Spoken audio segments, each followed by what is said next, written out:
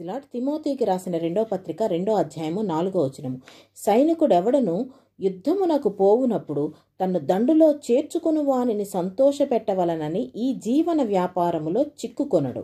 మరియు జట్టి అయిన వాడు పోరాడునప్పుడు నియమము ప్రకారము పోరాడకుంటే వానికి కిరీటము దొరకదు. పాటుపడిన వ్యవసాయకుడే మొదట ఫలములో పాలు పుచ్చుకొనవలసిన వాడు. అలాగనే మీరు నేను ఎవరిని సంతోషపెట్టాలని చూస్తున్నాము?